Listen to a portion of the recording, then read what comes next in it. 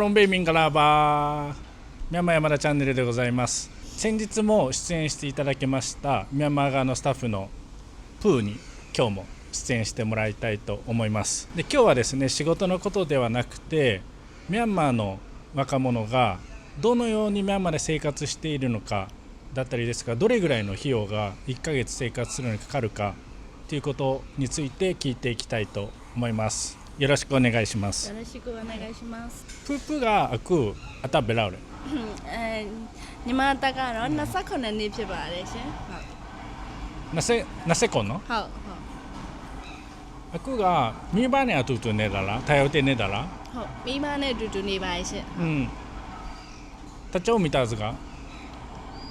3ယောက်ပဲလားဟုတ်မိသားစုကတော့3ယောက်ပါပဲရှင်ဟုတ်အဲ့ဒါဆိုခွန်ကြစေကအိမ်လကားကမကုန်းဘူးတင်တယ်နော်ရှင်အိမ်လကားအိမ်လန်းကဟုတ်အိမ်လန်းကတော့မကုန်ပါဘူးရှင်ဟုတ်မိဘတွေပေးတာရှိလားမိဘဟုတ်ရှိတယ်နည်းနည်းပါပေးတာနော်ဟုတ်ပါတယ်နည်းနည်းပါပါတယ်အဲ့ဒါဆိုပြီးတော့အဲ့လိုလေစားတာဘာညာဆိုတာတဲ့မိဘကကျွေးတယ်တင်တယ်လေဟုတ်အဲ့ဒါလည်းနည်းနည်းပေးတာနော်ဟုတ်ပုံမှန်အဖြစ်တော့ပုံမှန်အဖြစ်ပေါ့နော်မိသားစုတစုမှာဆိုရင်တယောက်နဲ့တယောက်ကတော့မတူပေါ့နော်ဒါကတော့ကိုယ့်ရဲ့မိသားစုရဲ့အကြောင်းပြောပြမယ်ပေါ့နော်ပုံမှန်ဆိုရင်တော့ညီမကလာစာရဲ့3ပုံတစ်ပုံကိုမိဘကိုပေးတယ်မိဘကိုပေးရကျန်တဲ့တပုံကကြတော့ကိုလိုချင်တဲ့အင်ဂျီတို့ဝစားလေးတွေပြီးအစားတောက်လေးတွေပြီးကိုလိုချင်တဲ့ဟာလေးတွေဖန်နယ်လေးတွေလွယ်အိတ်လေးတွေပေါ့အဲ့လိုမျိုးရှိရင်ဝယ်ဖို့တပုံပေါ့နောက်တပုံကကြတော့အရေးပေါ်သုံးဖို့အတွက်စုတယ်ပေါ့နော်အဲ့လိုမျိုးလေးတော့သုံးဖြစ်ပါရဲ့ရှင်ဟုတ်ပြီးရင်ခွန်ကြစေကဘာလဲတချို့ကလေးတွေတူတူပဲတင်နေတယ်အဲ့ဒီမိဘနဲ့တူတူနေတယ်ဆိုရင်ထလာကိုဘယ်လောက်တော့ပေးတာများတယ်အိမ်ကိုလားအိမ်ကိုဟုတ်အိမ်ကိုတော့ဒါတော့တယောက်နဲ့တယောက်ကတော့မတူဘူးပေါ့နော်တယောက်နဲ့တယောက်မတူဘူးတကယ်ချင်းကြတော့ဖူးတငယ်ချင်းတွေကြတော့တချို့တွေကြတော့လေအိမ်ကိုမပေးဖြစ်တာများတယ်ဘာဖြစ်ဆိုညီမပြည့်ကုန်းညာစီးရင်နဲ့ကိုရတဲ့လာကနေရကြတော့ကိုက်နေရပေါ့တချို့ကြတော့လဲစုဖို့ကမဖြစ်နိုင်ဘူးဘာဖြစ်ဆိုလာကုံတာနဲ့ဒါအသုံးစရိတ်ကကွက်တိကုံသွားတယ်တချို့ဆိုလဲလိုတဲ့လူကပုံများရယ်ပေါ့နော်လိုတဲ့လူကပုံများရယ်ရှိတယ်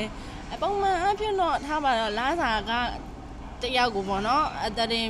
9သိန်းရတယ်ဖဲထား9သိန်းရမယ်ဆိုရင်အိမ်က3သိန်းခွဲလောက်ပဲပေးနိုင်တယ်ပေါ့နော်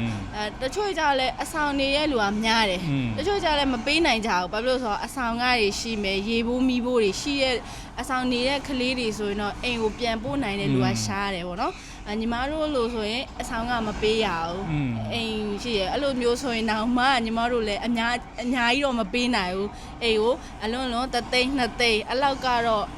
အများဆုံးပဲပေးနိုင်တယ်ပေါ့နော်ဟုတ်ပြီးတော့ဖူးဖူးကမိဘနဲ့တူတူနေတယ်ဒါပေမဲ့အခုပြောတော့ဟုတ်မလဲအဆောင်ယူအားကနေလာတယ်ဆိုရင်တော့အဆောင်ကားရမယ်တင်နော်ဟုတ်တယ်ဟုတ်အဆောင်ကားမယ်ဆိုရင်ရန်ကုန်မှာချက်တော့ဘယ်လောက်အဆောင်ကားပေါ့နော်ပုံရန်ကုန်မှာကျတော့တယောက်တည်းနေရတဲ့အဲ့လိုမျိုးအခန်းတစ်ခန်းငှားပြီးတကယ်ကြီးနေဟို share ပေါ့နော်ပေါင်းနေတာပုံများတယ်ထားပါတော့တယောက်ကိုအိမ်ကပုံမှန်မြန်မာရန်ကုန်မှာဆိုရင်တော့အင်လာကတစ်လကိုတိုက်ခန်းဆိုရင်3သိန်းရစားပေါ့နော်3သိန်းခွဲ4သိန်း5သိန်းပေါ့နော်အလုံးလုံး9သိန်းတန်တွေလည်းရှိရပေါ့အိမ်ကောင်းတယ်လို့အဲ့လိုဆိုတော့တကယ်လို့3သိန်းကျတဲ့လူကလူ3-4ယောက်နေလိုက်တယ်3-4ယောက်နေပြီးတော့တငယ်ချင်းတွေပဲဖြစ်ဒါမှမဟုတ်လဲအဆောင်တူနေခြင်းသားဆိုပြီးအဲ့လိုလူရှာပြီးတော့နေကြရပေါ့နော်နေလိုက်ဆိုအလုံးမကောင်းဆိုရင်တော့သူတို့အတွက်ကကြတော့9သိန်း8သိန်း9,800 3သိန်းလောက်တော့သူတို့အိမ်လာကပေးရတယ်လာစားရလေသုံးပုံလောက်တော့ပေးရတယ်ဟုတ်အတာ20လောက်ဆိုရင်တော့တိုးတိုးများများကလာစား3သိန်း4သိန်းအဲ့လိုပဲရတယ်ဆိုရကြတယ်ဟုတ်အဲ့ဒါဆိုထတင်းပေးတယ်ဆိုရင်တော့တိတော့မကျန်ဟုတ်ဆရာပြီးသူတို့စံနေဝဲရတယ်စီတွေဝဲရတယ်စားဖို့တောက်ဖို့အတွက်ပြီးရေတချို့ဆိုလဲကားတွေအစိမ့်စိမ့်စီးရတယ်လိုင်းကားစိမ့်စိမ့်စီးရတယ်အဲ့လိုမျိုးကုန်ကြစည်ကိုတစ်နေ့ကို1000ခွဲလောက်ကတော့ဒါတော့မှတော်တော်ချစ်ကုန်နိုင်မှမဟုတ်စားတာတွေဘာမှမပါသေးဘူးပေါ့နော်သူတို့ တနက်စားဖို့နှစ်နက်စားသုံးနက်တနေ့ကိုသုံးနက်စားမယ်ပြီးရင်သူတို့ရဲ့စံနေဝယ်တဲ့ကျသွန်တို့ဘာလို့ဝယ်မယ်ပြီးရင်ကားတွေရှိမယ်အဲ့လိုမျိုးဆိုရင်မှထင်တော့1000ခွဲတော့တနေ့ကိုပဲများတော့ကုန်မယ်ရှင့်ဟုတ် အဲ့ဒါဆိုပတ်စံကတိုးတိုးများများရတယ်လို့မဟုတ်ရင်ပုံမှန်ကြတော့ပတ်စံစုတာလည်းနည်းနည်းခက်တယ်ကျွန်တော်တို့ကအားကြောင့်မို့မြန်မာနိုင်ငံမှာပြောဆိုင်စုဖို့ဆိုတာတော်တော်ခက်တယ်ပေါ့နော်မစုနိုင်ကြဘူးတချို့ဆိုရင်အကျွေးတွေတင်နေဆိုတာအဲ့ဒါအကြောင်းပဲပေါ့နော်ဘာဖြစ်လို့ဆိုရတဲ့လားစာနဲ့တကယ်ကုန်ရတဲ့ကုန်စည်နှုန်းတွေကမကိုက်ဘူးပေါ့နော်မကိုက်ဘူးအခုဆိုပို့ဆိုးတာပေါ့နော်တော်တော်ဈေးတွေတက်လာတဲ့အချိန်တွေဖြစ်တဲ့အတွက်စုဖို့ဆိုတာတော်တော်ခက်ခဲပါတယ်ဟုတ်အဲ့ဒါကြောင့်မလို့မြန်မာပြည်မှာဟိုဘယ်နဲ့ဂျပန်သွားတာကိုရီးယားသွားတာအဲ့တော့ပတ်စံစုတာများတယ်နော်နိုင်ငံခြားသွားတာများတယ်ပေါ့နော်ဟုတ်အခုလူငယ်တွေကအဲ့ဒါပြီးတော့ကျွန်တော်ကအင်တာဗျူးလုပ်တုန်းကအဲ့ဒါကလေးတွေကြတော့အနာကတွေ့ဘယ်လိုပြချင်တာလဲဆိုရင်မနေ့ကလေးတွေတိုးတိုးဟောလေစဉ်းစားနေတယ်အဲ့တော့ဘယ်လိုပြချင်တာလဲဆိုရင်ဂျပန်ဆိုင်ပွင့်ကျင်တယ်တော်တော်များများကဟုတ်ကဲ့ရှင်ပြီးရင်ဘောဘောဆန်ရှောင်းဆိုရင်ဘောဘောဆန်ဆောက်ရှောက်တော့မျိုးဒီမှာလို့ကျင်တယ်အဲ့ဒါမှဟိုပဲနဲ့ဂျပန်မှာကျတော့အဲ့ဒီကလေးတွေကျတော့ကိမိုးဆိုင်ပွင့်ကျင်တယ်အဲ့တော့ဟိုက်ကိုအဲ့တော့ပွင့်ကျင်တယ်ပြီးတော့အများကြီးရှိတယ်အဲ့တော့ဗါတယ်ကစားတမဘလုံးပွဲကစားတမပြကျင်တယ်အဲ့လိုတွေရှိတယ်ဒါပေမဲ့အဲ့လိုနည်းနည်းတော့တိတ်မစင်စားဆိုတာကအဲ့တော့ဘယ်လိုဆိုင်တာလဲအဲ့တော့ချောင်းမှာတော့မတင်ဘူးလားအဲ့လိုလေကျွန်တော်ကကိုခံစားရတယ်နော်မြန်မာလူငယ်တော်တော်များများကြတော့တခြားနိုင်ငံတွေနဲ့ပေါ့နော်ဘာကွာသွားလဲဆိုတော့တခြားဂျပန်တို့တရုတ်တို့ကိုရီးယားတို့ကသူတို့ကငယ်စီကြောက်တဲ့အခါကျတဲ့ဂျပန်တို့ဆိုရင်ညီမတီးရတဲ့လောက်ကကြောင့်မူဂျိုတို့ KG တို့အရွယ်လောက်ကလေးကသူတို့ကလက်မှုပညာလက်တွေ့တွေလောက်ရတယ်ပေါ့နော်ငငယ်လေးတွေကသူတို့ကိုတင်ပေးတယ်ရေကူးဝါသနာပိုင်းရေကူးပကြီးဆိုလဲပကြီးဝါသနာပိုင်းပကြီးအသင်းဖွဲ့ရှိရဲဂီတဆိုလဲဂီတဖွဲ့ရှိရဲပေါ့နော်မြန်မာနိုင်ငံမှာကျတော့အဲ့အပိုင်းတွေမှာတော်တော်လေးအားနေပေါ့နော်မြန်မာနိုင်ငံမှာကမူဂျို KG တက်မယ်ဆိုကြတဲ့ကသူတို့ကစာပဲတနေ့လဲစာပဲပြီးရင်ကျောင်းသွားပြီးတော့ပြီးရင်လဲကျူရှင်ကပြန်ရင်လဲခဏလောက်တော့TV ကြည့်တာဘာညာရှိမယ်ပြီးရင်စာအဲ့လိုပဲရှိတာတကယ်လက်တွေ့လောကကြီးမှာဘာတွေလုပ်နေရတယ်ဘယ်သူတွေကတော့ဘယ်လိုမျိုးအလုပ်တွေလုပ်နေဆိုတော့သူတို့မှထိတွေ့ခွင့်မရှိတော့သူတို့အနာဂတ်ကြီးလာတော့ဘာဖြစ်ကြလဲဆိုတော့သူတို့ကစာပဲတည်တာလက်တွေ့မတည်ဘူးလက်မတည်တော့ဘာလို့ဘာကြိုင်ရပဲမတည်ဘူးအဲ့လိုမျိုးတွေပေါ့နော်ပကြီးဆိုလဲပကြီးဆိုတာပဲတည်တာဘယ်လိုရေးဆွဲရမလဲဆိုတော့မတည်ဘူးရေကူးတယ်ဆိုတော့သူများရေကူးနေကြတယ်ဘယ်လိုရေကူးရမလဲဘယ်ကနေစားအဲ့လိုမျိုးမတည်ကြတာများတယ်ပေါ့နော်မြန်မာနိုင်ငံမှာအဲ့လိုဆိုတော့ခလေးတွေကအနာဂတ်ကြောင်းမေးလိုက်ရင်သူတို့ကမတည်တော့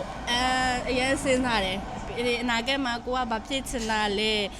ကိုရီတောင်မှတစ်ခါလေနင်းဘာလုပ်မှလဲဆိုမေးတယ်ဆိုဘာဆက်လုပ်ဖို့ရှိလဲဒါမှမဟုတ်လေတကယ်လို့ဒီဝန်ထမ်းမဟုတ်ပြီးနေကိုပိုင်လုပ်ငန်းဆိုရင်ဘာလုပ်ဖို့ရှိလဲဆိုတာပြောရခက်တယ်ပေါ့နော်ဘာလို့ဆိုကိုရီးယားဒီလိုပဲများသောအားဖြင့်မြန်မာနိုင်ငံမှာကျင်လည်လာဒီလိုပုံစံပဲဒီအလုပ်လုပ်ပြီးဆိုရင်ဒီအလုပ်ကိုပဲသွားကြတယ်တခြားလုပ်ဖို့ကြောက်ကြတယ်မလုပ်ရဲကြဘူးရှုံးမှလည်းကြောက်ကြတယ်ဘာလို့ဆိုတော့မြန်မာနိုင်ငံမှာ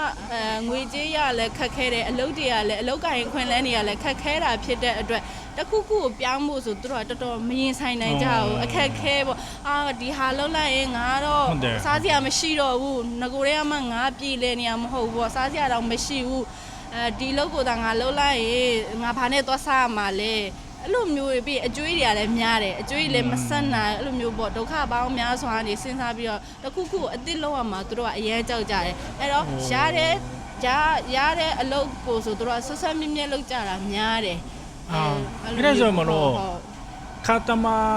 လို့တယ်ဆိုရင်တော့ခါတမပဲလို့တာနော်လို့တယ်အင်ဂျင်နီယာဆိုအင်ဂျင်နီယာပဲဘယ်လိုပဲလို့တာတခြားလုပ်ကိုသူတို့လုပ်ဖို့ကြတော့တော်တော်ကြီးကိုသူတို့ခက်ခဲပြီးတော့အဲ့ဒါကဂျပန်မှာလည်းတူတူပါပဲဂျပန်လူမျိုးတွေတဲ့ဗါလေလုံကန်ပြောင်းတာဆိုရင်နည်းနည်းကြောက်တယ်အတိတ်ကြမရှိဘူးဟုတ်တယ် ဗါတယ်လုံကတီးတွားမယ်ဆိုရင်တော့နည်းနည်းလေးတော့ဟုတ်တယ်တကယ်အဆင်ပြေရမှာရဲ့အဲ့ဒါတော့ရှိတယ် ဒီလုပ်ငန်းကြီးတူနေအောင်မှတနေရာပြောင်းဖို့သူတို့တော်တော်စဉ်းစားတယ်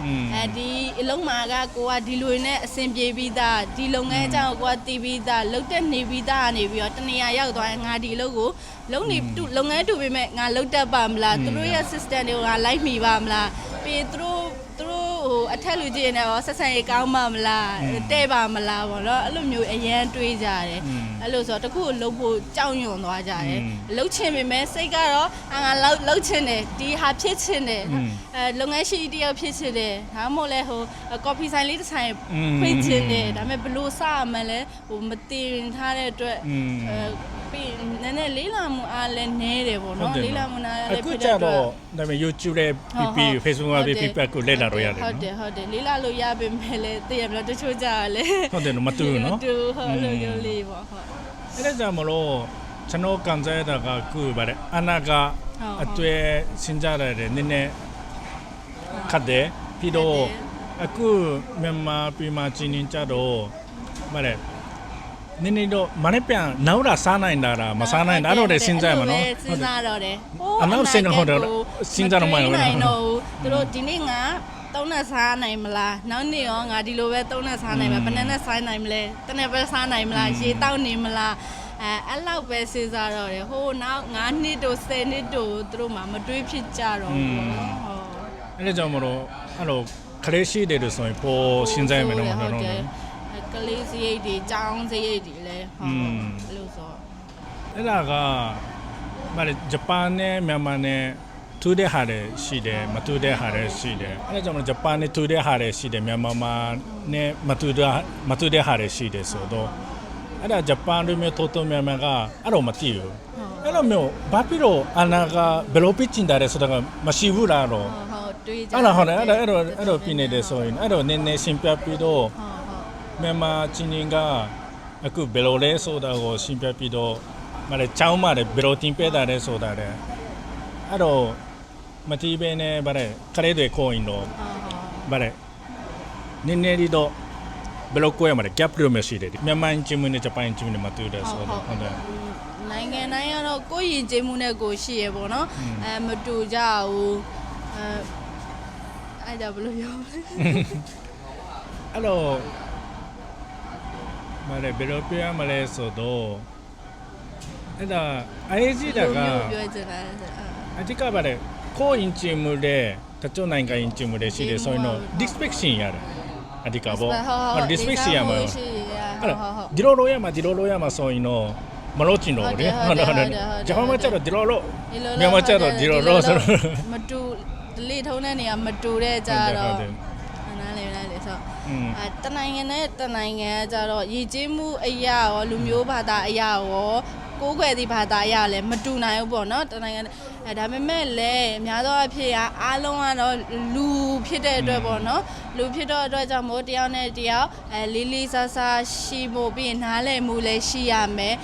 တနိုင်ငံနဲ့တနိုင်ငံလည်းလေးစားမှုရှိရမယ်ပြီးရင်တဦးတယောက်ချင်းစီရဲ့တယောက်နဲ့တယောက်ကလည်း respect ရှိရမယ်အဲ့လိုမျိုးလေးဆိုရင်တော့ဒီအခက်ခဲလေးကပို့ပြီးတော့ကောင်းလာမယ်ပေါ့နော်ပို့ပြီးကောင်းလာပြီးတယောက်အကြောင်းလဲတယောက်ပို့တည်သွားမယ်တယောက်ကိုလေးစားတဲ့အတွက်တယောက်နိုင်ငံရဲ့အကြောင်းဒီတယောက်ကိုလည်းလေးစားတဲ့သူ့ရဲ့အကြောင်းလည်းကိုကပို့လေးလာဖြစ်သွားရဲဆိုတော့ပို့ပြီးကိုအကြောင်းတည်သွားရင်တော့ဒါကတော့ရေရှည်တော့အစင်ပြေသွားပေါ့နော်တယောက်နားလည်မှုရှိပြီးတော့ရှေ့ဆက်လဲသွားနိုင်တာပေါ့နော်ဟုတ်အဲ့လိုမျိုးလေးတော့အဲ့ဒါမြန်မာတို့မျိုးကြတော့အဲ့လိုမျိုးဗါလဲအရန်ခင်းသွားလာတာခင်းသွားတာအရန်တိုးတယ်တင်တယ်ဘာဖြစ်လို့ဆိုမြန်မာကြတော့လူမျိုးအများကြီးရှိတယ်ထိုင်ရ30ကားလားဟုတ်တယ်အဲ့လိုရှိတော့ဂျပန်ကြတော့တကူပဲ東京大阪မှာအဲ့လိုမျိုးရှိတယ်ဒါပေမဲ့လူမျိုးကလူမျိုးပဲဟုတ်တယ်မြန်မာနိုင်ငံမှာဟုတ်တယ်လူမျိုးပေါင်းတိုင်းသားပေါင်းများစွာရှိတယ်ပေါ့နော်ဟုတ်အဲ့ဒါကြောင့်အဲ့လို display ရှိရမှာဆိုလို့ရှိတယ်ဟုတ်တယ်အဲ့လိုမျိုးနိုင်ငံရေးတစ်ခုညီညွတ်ဖို့အတွက်ပေါ့နော်တအုပ်နဲ့တအုပ်တနိုင်ငံနဲ့တမျိုးနဲ့တမျိုးပေါ့နော်နားလည်မှုရှိရမယ်လက်ရောညီထွေးလည်းနေတတ်ရမယ်ပေါ့နော်အဲ့လိုမျိုးလေးဆိုရင်တော့ဒါနိုင်ငံအတွက်လည်းကောင်းတယ်ကိုယ်တိုင်အတွက်လည်းကောင်းတယ်ပေါ့နော်ဟုတ်အဲ့ကြောင့်မလို့နည်းနည်းတော့ဂျပန်တို့မြတ်တဲ့နည်းနည်းခတ်တယ်အဲ့ဒါတချို့ယဉ်ကျေးမှုကြတော့ဗါတဲ့လာမကန်နိုင်ဘူးအဲ့လိုမျိုးလေမတနိုင်ဘူးလေအဲ့ဒါဂျပန်မှာကြတော့မရှိဘူးဒါမြန်မာတွေမှာကြတော့အဲ့လိုထိုင်ရကြောရှိတယ်ဆိုရင်တော့ အတွေ့အကြုံများရှိတယ်တူတယ်နော်ရန်ကုန်မှာကျတော့မြချီနာကနေလာတယ်လို့ရှမ်းပြည်ကနေလာတယ်လို့ဆိုတော့ လူမျိုးပေါင်းစုံစုနေတာပေါ့လူပေါင်းစုံစုနေ အဲ့ဒါလည်းဂျပန်တွေမျိုးမှာတည်တော့လေ ဟုတ် အဲ့ဒါလည်း ဒါတော့ဟုတ် နည်းနည်းတည်စီချင်တာပဲ မြန်မာနိုင်ငံမှာမဟုတ်ပါဘူးဂျပန်တို့ကိုရီးယားတို့တရုတ်တို့အင်္ဂလန်တို့မှာလည်းလူမျိုးပေါင်းစုံနေကြရပေါ့နော်နိုင်ငံပေါင်းစုံမှာလည်းတရုတ်ရှိတယ်လို့မျိုးမြန်မာနိုင်ငံမှာလည်းတရုတ်လည်းရှိရယ်ကိုရီးယားလည်းရှိရယ်ဂျပန်လည်းရှိရယ်အင်္ဂလိပ်တွေလည်းရှိရပဲပေါ့နော်အလဲလာကြရလူလည်းရှိတယ်